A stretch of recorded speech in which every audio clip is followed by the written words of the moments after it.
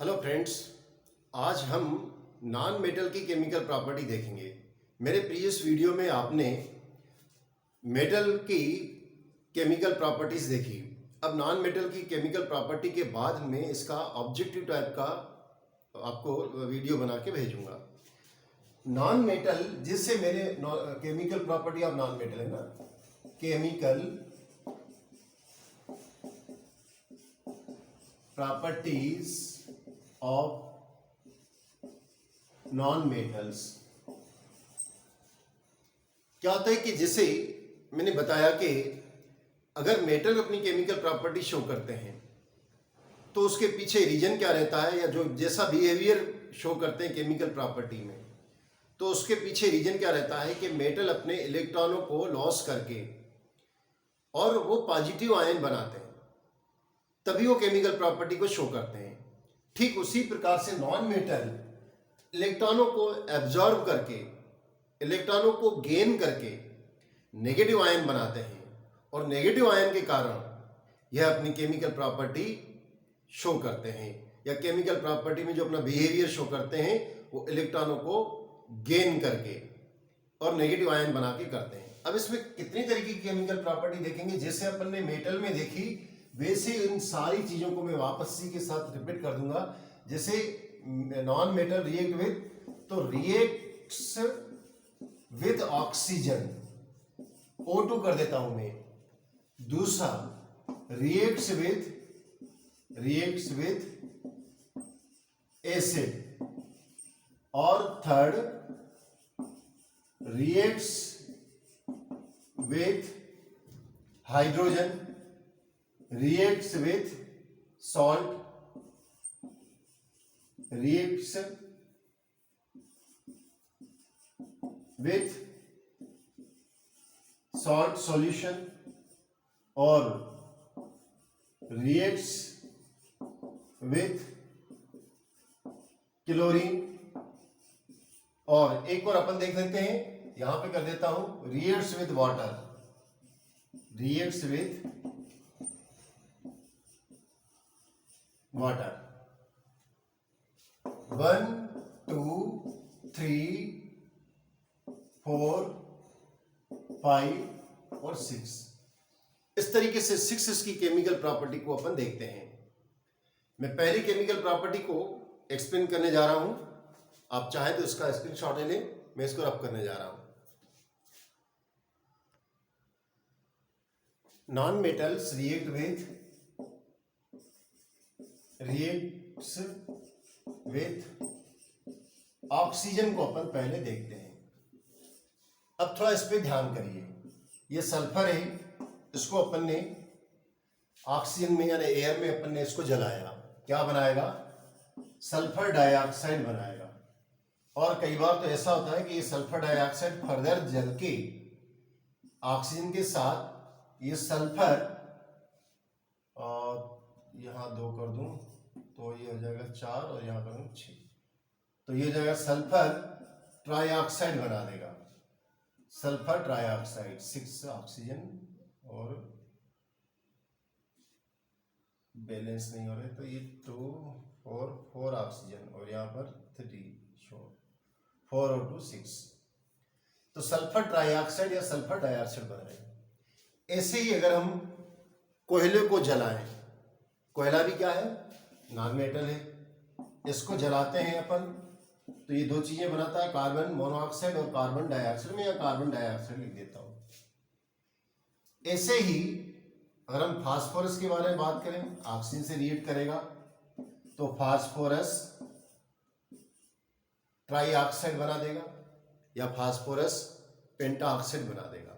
इस तरीके से जो नॉन मेटल हैं वो ऑक्सीजन के साथ रिएक्ट करके, नॉन मेटल ऑक्सीजन के साथ रिएक्ट करके नॉन मेटेलिक ऑक्साइड बनाते हैं। परंतु ये जो नॉन मेटेलिक ऑक्साइड होते हैं दोस्तों, ये एसिडिक नेचर के होते हैं। एसिडिक नॉन मेटेलिक ऑक्साइड, ये एसिडिक नेचर के होते हैं। ये वाटर में डिसोल्व होकर एसिड को बनाते हैं। कैसे? देखिए आप, मैं इसका सल्फर ट्राइऑक्साइड सल्फर डाइऑक्साइड का बता रहा हूं। जैसे सल्फर डाइऑक्साइड है, इसको पानी में घोल दिया जाए तो क्या बना देगा, H2SO3। ये H2SO3 ये वीक एसिड होता है, इसका नाम होता है सल्फ्यूरस, सल्फ्यूरस एसिड, ठीक है ना। और अगर सल्फर ट्राइऑक्साइड को लिया जाए तो सल्फर ट्राइऑक्साइड इसमें घुल के क्या बना देगा, H2SO4। इसको आप अच्छी तरीके से जानते हो, इसको क्या कहते हैं अपन, इसको अपन कहते हैं सल्फ्यूरिक एसिड, सल्फ्यूरिक एसिड। इस तरीके से अगर हम मेटल के बारे में बात करें तो मेटल के ऑक्साइड कैसे थे, मेटल के ऑक्साइड वाटर में डिजोल्व होके बेस बना रहे थे, जबकि नॉन मेटल के ऑक्साइड वाटर में डिजोल्व होके क्या बना रहे हैं, एसिड बना रहे हैं। तो ये एसिडिक नेचर के होते हैं। एक मैं मेटल का भी एग्जांपल ले लेता हूं क्योंकि अपन ने पहले उसको देखा है, आपको रिकॉल करवा देता हूं। जैसे ये नॉन मेटल का है, वैसे अगर हम मेटल के बारे में बात करें तो मैंने आपको मेटल का जैसे सोडियम बताया था, सोडियम ऑक्सीजन से रिएक्ट करके सोडियम ऑक्साइड बनाता है। फिर मैंने बताया था कि ये सोडियम ऑक्साइड क्योंकि ये बेसिक नेचर का होता है, कैसे, जैसे अगर आप इसको पानी में डिजोल्व कर देते हैं तो सोडियम हाइड्रोक्साइड बनाता है, ऐसा मैंने आपको बताया था। तो ये कैसा है, ये बेसिक नेचर का है, बेसिक नेचर का। और नॉन मेटल का ऑक्साइड कैसा है, एसिडिक नेचर का, ये एसिडिक नेचर का है। तो आप लोगों को कॉम्पिटिटिव एग्जाम में इन चीज का ध्यान रखना है। और अभी मैंने सल्फ्यूरस एसिड और सल्फ्यूरिक एसिड भी बताया, उसका भी आपको ध्यान रखना है। नेक्स्ट हम देखते हैं रिएक्शन विद वाटर। तो क्या होता है कि क्लासेस वगैरह में पढ़ाया ही नहीं जाता है वाटर के साथ रिएक्शन। क्यों पढ़ाई जाए, क्योंकि नॉन मेटल वाटर के साथ रिएक्ट करते ही नहीं है।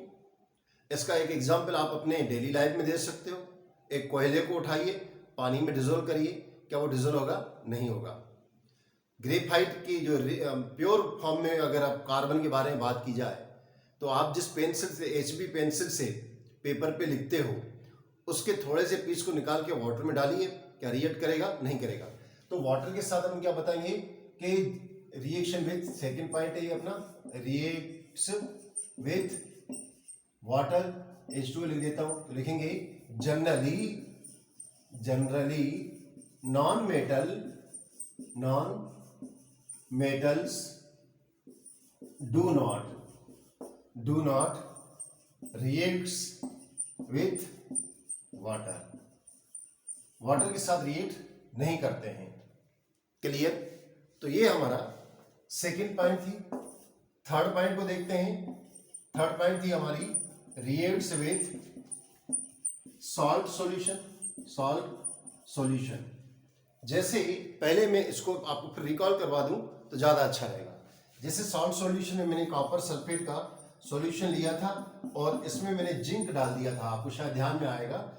जिंक क्या कर देता है, इसको कॉपर सल्फेट के सॉल्यूशन में से कॉपर को हटा देता है। तो क्या ऐसा यहाँ पर पॉसिबल, जैसे जिंक अलग हो जाएगा और जिंक सल्फेट बन जाएगा और कॉपर अलग हो जाएगा, ऐसा मैंने प्रीवियस वीडियो में आपको बताया। तो क्या यहाँ पर भी ऐसा होता है क्या? इस रिएक्शन को जनरली डिस्प्लेसमेंट रिएक्शन ही दिख रही है, डिस्प्लेसमेंट रिएक्शन है। जिंक ने इसको डिस्प्लेस कर दिया, किसको डिस्प्लेस किया, सल्फेट को, कॉपर सल्फेट के सॉल्यूशन में से।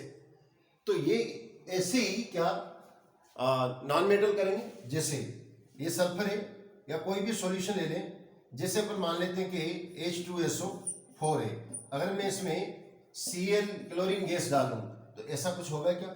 नहीं होगा। मतलब ये सॉल्ट सॉल्यूशन से किसी भी मेटल को या एलिमेंट को डिस्प्लेस नहीं करते, इस बात का अपन को ध्यान देना है। तो क्या डिस्प्लेसमेंट रिएक्शन नहीं होती है? तो अपन बताएं सॉल्ट सॉल्यूशन में से ये किसी भी एलिमेंट को डिस्प्लेस नहीं करते हैं। क्यों नहीं करते? क्योंकि ये डिस्प्लेसमेंट रिएक्शन में इलेक्ट्रॉन डोनेट करना होता है, इलेक्ट्रॉन देना होता है, और नॉन मेटल क्योंकि इलेक्ट्रॉन देते नहीं है, एक्सेप्टर है, इलेक्ट्रॉन लेते हैं, इसलिए सॉल्ट सॉल्यूशन में से वो किसी भी मेटल को डिस्प्लेस नहीं करते हैं। तो हम हिंदी में मैं बता देता हूँ, इंग्लिश में लिख देता हूँ कि non metals do not displace any metals from salt solution, हम कह सकते हैं रिएक्शन ही नहीं कर सकते हैं, ठीक है ना। आगे मैं रीजन नहीं लिख रहा हूं, मैं यही इसका रीजन बता रहा हूं, क्योंकि ये इलेक्ट्रॉन डोनेट करते नहीं है बल्कि इलेक्ट्रॉन एक्सेप्टर है, इसलिए ये वाली रिएक्शन इसको शो नहीं करते हैं। तो क्या डिस्प्लेसमेंट रिएक्शन ये शो नहीं करते हैं? मैंने अभी लिखा नहीं, पर non metal displacement reaction show नहीं करते हैं क्या? तो दोस्तों, डिस्प्लेसमेंट रिएक्शन और साल्ट सॉल्यूशन से रिएक्शन, ये दोनों अलग बात होती है। डिस्प्लेसमेंट रिएक्शन ये नॉन मेटल भी शो करते हैं, कैसे? जैसे सोडियम ब्रोमाइड है, ये सोडियम ब्रोमाइड है, अगर इसमें आपने क्लोरीन पास कर दिया, इसको मैं बैलेंस कर देता हूं, क्लोरीन पास कर दिया तो ये आपका बन जाएगा 2NaCl और ब्रोमीन अलग हो जाएगा। तो इस तरीके से इस रिएक्शन को क्या बोलोगे? Displacement reaction. दोस्तों, इसको हिंदी में अपन प्रतिस्थापन अभिक्रिया कहते हैं। प्रतिस्थापन ऊपर मैंने लिख दिया, दिखाई नहीं दे रहा, तो डिस्प्लेसमेंट रिएक्शन कहेंगे और हिंदी में प्रतिस्थापन अभिक्रिया कहते हैं। तो प्रतिस्थापन अभिक्रिया दोनों देते हैं, चाहे नॉन मेटल हो चाहे मेटल हो, किंतु साल्ट सॉल्यूशन में से किसी एलिमेंट्स को अलग करे तो यूं कहें साल्ट सॉल्यूशन से तो ये रिएक्शन करते ही नहीं है, अपन को इस बात का ध्यान रखना है। नेक्स्ट है reaction with hydrogen. Non metal react with, ये हुआ अपना fourth. Non metals react with hydrogen. क्या नॉन मेटल हाइड्रोजन से रिएक्शन कर लेंगे? तो आंसर है यस, नॉन मेटल हाइड्रोजन से रिएक्शन कर लेते हैं। कैसे करते हैं उसको देखेंगे। जैसे ये हाइड्रोजन है और ये ऑक्सीजन है, जब ये आपस में रिएक्ट करेंगे तो क्या बन जाता है? आप लोग अच्छी तरह जानते हो, इसको बैलेंस कर देते हैं, वाटर बन जाता है, पानी बन जाता है। ऐसे ही हाइड्रोजन सल्फर से रिएक्ट करके, या यूं कहेंगे सल्फर को, बात एक ही है, सल्फर हाइड्रोजन से रिएक्ट करेगी तो रोटेंट एग की तरह, यानी सड़े अंडों की तरह स्मेल आएगी और ये हाइड्रोजन सल्फाइड बना देती है। इस तरीके से ये जो बन रहा है इसको मैं यूं लिख देता हूं, नॉन मेटल प्लस हाइड्रोजन, तो क्या बनाया? Non metallic hydride. Non metallic hydride. तो मीन्स हम ये कह सकते हैं कि नॉन मेटल्स हाइड्रोजन से रिएक्ट करके नॉन मेटेलिक हाइड्राइड्स बनाते हैं, नॉन मेटेलिक हाइड्राइड्स बनाते हैं। ऐसे ही क्लोरीन के साथ reaction with chlorine. Non metal chlorine के साथ कैसे रिएक्शन करते हैं? तो नॉन मेटल क्लोरीन के साथ रिएक्ट करके बना देते हैं नॉन मेटेलिक क्लोराइड। जैसे मैं एक एग्जांपल ले रहा हूं, मैं ले रहा हूं हाइड्रोजन और ये ले रहा हूं क्लोरीन, ये आपस में रिएक्ट करके क्या बनाएंगे? 2ACl हाइड्रोजन क्लोराइड बनाएंगे।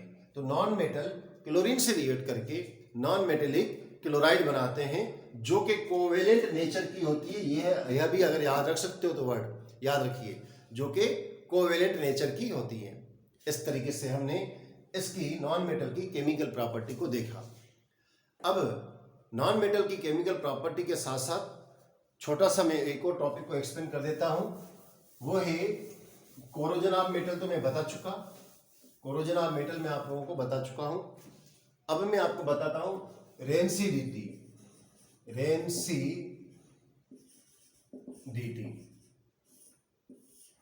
ये रेंसिडिटी क्या होती है? क्या होता है कि जो फूड मटेरियल होता है उस फूड मटेरियल में फैट्स होता है, फैट्स ऐसा ले देते हैं, फैट्स ऑफ फूड मटेरियल। ये ऑक्सीजन से रिएक्ट कर लेता है, एयर की ऑक्सीजन से रिएक्ट कर लेता है और एक टॉक्सिक मटेरियल बनाता है जिसको रेंसिड कहते हैं।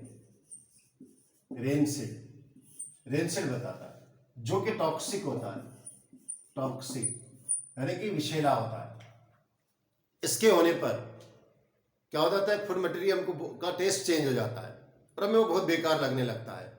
तो तेलीय या ऑयली चीज़ जो है ज़्यादा दिन तक रखने पर वो ऑक्सीजन से रिएक्ट कर लेती है, रेनसीड बना देती है। इस प्रोसेस को रेनसीडिटी कहते हैं। इससे बचने के लिए क्या किया जाता है, प्रिजर्वेशन करने के लिए क्या किया जाता है, तो कई केमिकल यूज़ किए जाते हैं। कि तो यहाँ पर जो आपको मेन चीज़ आपको ध्यान देनी है, वो आपने वेपर्स वगैरह अपन मार्केट से ले रहे होते हैं, उनके पैकेट में नाइट्रोजन की गैस भरी जाती है, नाइट्रोजन गैस भरी हुई होती है, ठीक है ना, ताकि वो फूड मटेरियल को रेनसीडिटी से बचाया जा सके। तो आज के लिए इतना। नेक्स्ट जो टॉपिक हमारा चालू हो जाएगा वो इम्पोर्टेंस ऑफ मेटल्स और नॉन मेटल्स, उसके बाद हम मेटलर्जी चालू करेंगे। Thank you, have a nice day.